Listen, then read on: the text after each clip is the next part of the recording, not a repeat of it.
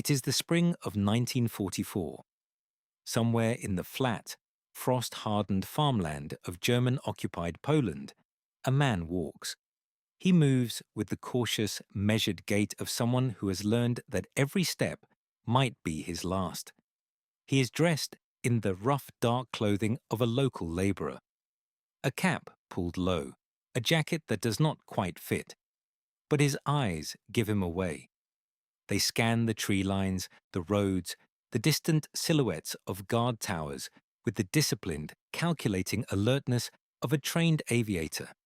He is a Royal Air Force officer, shot down 2 weeks ago over enemy territory. He has no papers that would survive serious scrutiny. He has almost no money. He has no map. What he does have, tucked inside the hollow heel of his flying boot, is a miniature compass no larger than a shirt button, a folded silk escape map, and a handful of German currency. Precisely the things that might, just might, get him home. What that walking man wore on his feet was not simply footwear. It was a feat of clandestine engineering, conceived in secrecy and manufactured with extraordinary care by a small British department whose work remained classified for decades after the war ended. The boot, and everything hidden within it, was the product of one of the most remarkable and least celebrated efforts of the entire Second World War: the systematic, industrious, brilliantly inventive science of escape. But how did the British keep this secret for so long? And why did the Germans, for all their thoroughness, never quite figure out what was walking right past them? To understand why the hollow heel mattered, you must first understand the scale of the problem it was designed to solve. By 1940, Royal Air Force Bomber Command was conducting raids deep into occupied Europe almost every night. The crews of those aircraft, Lancasters, Halifaxes, Stirlings, Wellingtons, flew in conditions of extraordinary danger. Flak, night fighters, mechanical failure, navigation errors. Any one of these could bring a bomber down hundreds of miles from home, deep inside territory controlled by Nazi Germany or its allies. The statistics were harrowing. In the first years of the war, roughly 1 in 3 Bomber Command aircrew who completed a tour of operations became a casualty. Many were killed outright, but a significant number survived their aircraft going down, only to find themselves on the ground in enemy territory, without the means to do anything about it. In the early part of the war, the standard provision for downed aircrew amounted to little more than a button compass and a vague encouragement to head in the direction of a neutral country. It was, by any honest assessment, woefully inadequate. The Germans, for their part, were not naive. They understood perfectly well that Allied aircrew might attempt to evade capture, and they organized their occupation of Europe accordingly. Every town had its garrison, every road its checkpoints, every railway its watchers. The Gestapo and the Wehrmacht's field security units had standing orders to treat escaped or evading Allied servicemen as a priority. And they had one significant advantage: papers. Every legitimate civilian in occupied Europe carried identification documents, travel permits, work passes, a bureaucratic thicket that was almost impossible to navigate without official sanction. A man without papers was, almost by definition, a man with something to hide. The challenge then was this: how do you equip an airman, who might at any moment be hanging from a parachute over hostile territory, with the tools he needs to survive, evade, and eventually escape, when those tools must not be found during the routine search that will almost certainly follow his capture? The answer required thinking not merely about what could be hidden, but where. The organization that took on this challenge was a small, brilliantly eccentric department of the War Office, known as MI9. Established in December 1939, MI9 was charged with facilitating the escape and evasion of British prisoners of war, and evading servicemen across occupied Europe. Its guiding intelligence was Brigadier Norman Crockett, a decorated veteran of the First World War, who understood instinctively that the value of a returned fighting man was far greater than the mere arithmetic of one soldier recovered. Every escaped prisoner forced the Germans to divert resources, created uncertainty, disrupted the assumption of total control. To fulfill its mission, MY9 established a design and development section that brought together some of the most lateral thinkers in British manufacturing. Among the most significant figures was Christopher Clayton Hutton, known universally as Clutty, a former journalist, amateur magician, and incorrigible eccentric whose relentless ingenuity made him the operational genius of the escape aids program. It was Hutton who pioneered the printing of maps on silk, the concealment of compasses in uniform buttons, and, critically, the design of purpose-built escape equipment that could be worn or carried without detection. The flying boot, as issued to RAF aircrew from around 1943 onwards, was a masterwork of concealed function. On the surface, it was a perfectly ordinary item of cold weather flying equipment, a sturdy, fleece-lined boot in dark brown leather designed to keep a man's feet warm at altitude and provide reasonable ankle support during operations. Nothing about its appearance would have aroused suspicion in a standard German search, but the heel was not what it seemed. Built into the thick rubber and leather sole of the boot was a hollow cavity, roughly 8 centimeters long, 4 centimeters wide, and 1 centimeter deep, just enough space, when packed with care, to conceal a remarkable collection of escape aids.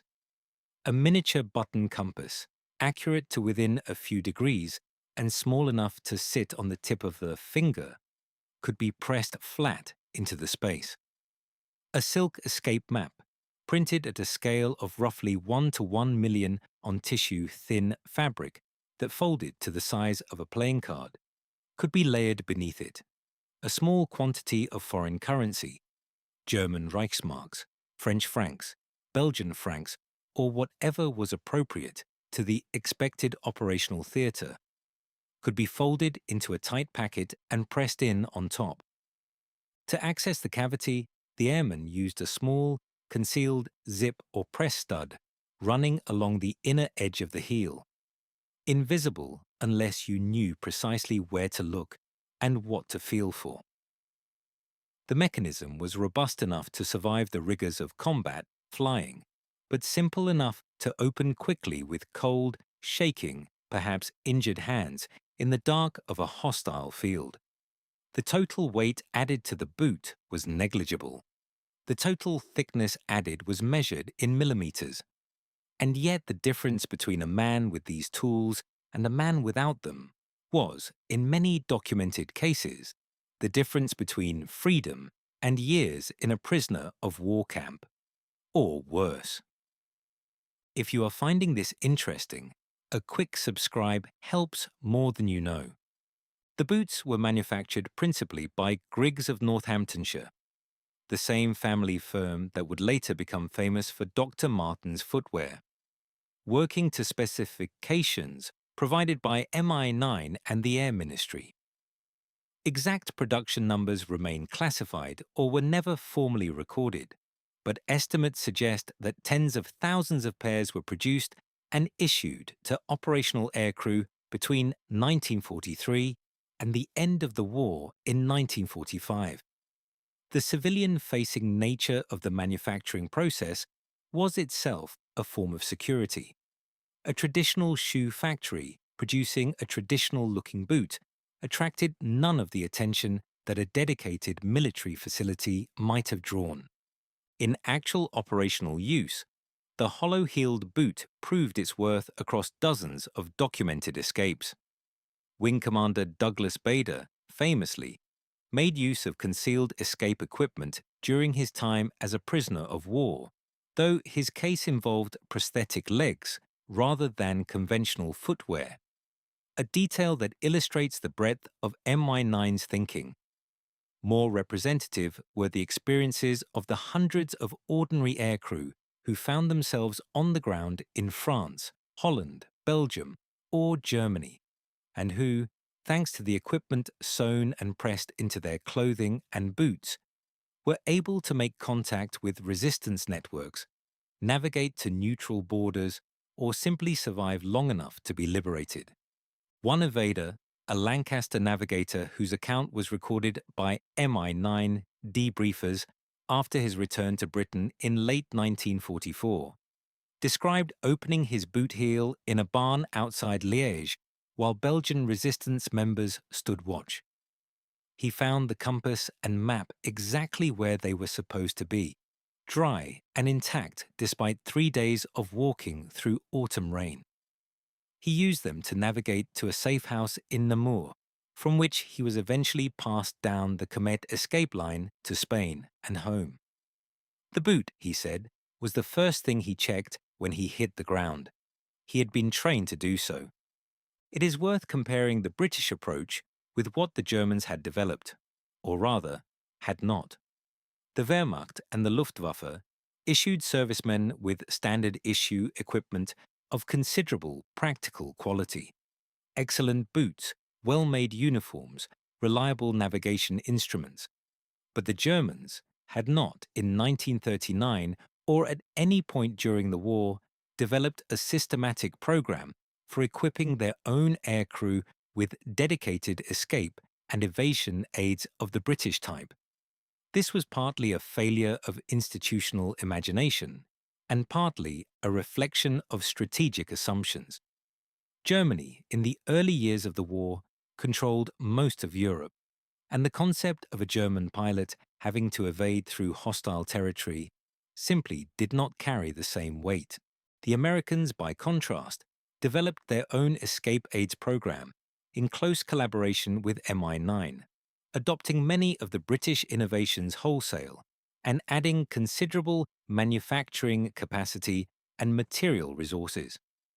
The USAAF issued silk escape maps, button compasses, and concealed currency pouches with the same systematic thoroughness as the RAF, and the two programs were coordinated at the senior level to avoid duplication and ensure compatibility.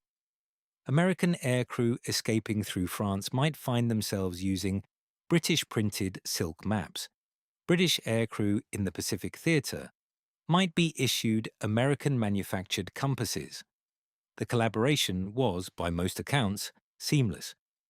What the British provided that the Americans did not initially match was the particular ingenuity of the concealed boot, a piece of equipment so elegantly integrated into standard issue clothing that it required no special instruction to carry and no unusual behavior to retain during capture.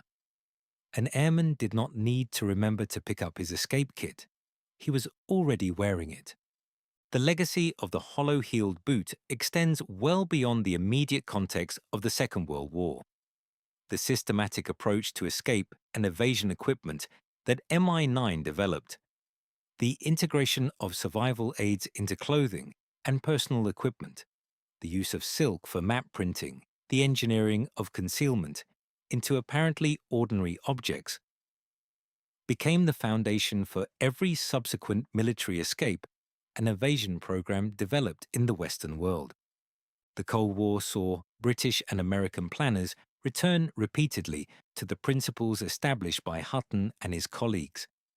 Aircrew flying over the Soviet Union during the tense years of the early nuclear age were equipped with escape aids that bore a direct lineage to the wartime boots and button compasses. The specific techniques had been refined. The philosophy was unchanged. A man on the ground in hostile territory needs information, direction, and means. Provide them in a form he can always have about him, and you have given him a fighting chance. The psychological dimension of the program is also worth considering. The hollow heel and its contents did not merely provide practical tools for escape. It told every aircrew member who flew over enemy territory that someone, somewhere, had thought carefully about what would happen to him if the worst occurred, that the organization behind him had prepared for his individual survival with the same seriousness it brought to the strategic planning of the mission itself. This was not a trivial thing.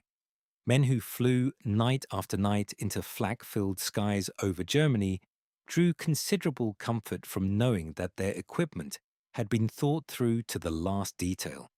The boot was, in this sense, as much a morale instrument as a practical one. Examples of wartime escape boots and their associated aids can be seen today at the Imperial War Museum in London, where a permanent collection of Mi-9 equipment is maintained, and at the RAF Museum at Hendon, which holds a number of original examples alongside documentary records of the escape and evasion program. Clayton Hutton's own account of his work, published after the war under the title Official Secret, remains the most vivid primary source available to the general reader, though Hutton, characteristically, was careful to omit certain details that the War Office continued to regard as sensitive even after hostilities had ended. Return, then, to that frozen Polish field in the spring of 1944. The man walking across it does not know, in any philosophical sense, why he is still free. He knows that he has been careful, that he has been lucky, that the people who sheltered him have taken risks that humbles him to consider. But he also knows, because he was trained to know, because it was drilled into him during his escape and evasion instruction at his operational training unit, that the small, hard shape he can feel in the heel of his right boot is the reason he has a direction to walk in. Without it, he would be walking blind. Without it, the first checkpoint, the first suspicious glance, the first question he could not answer would have ended everything. The boot gave him north. The boot gave him a map of the country between him and home.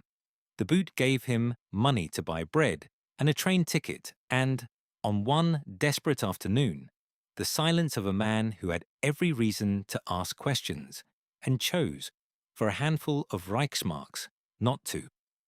The boot was an ordinary object that contained, within its unremarkable exterior, the entire philosophy of a nation that refused to leave its people stranded. The Germans searched him twice. Both times they looked at his papers, papers that were not quite right but good enough, and sent him on his way. Neither time did they remove his boots.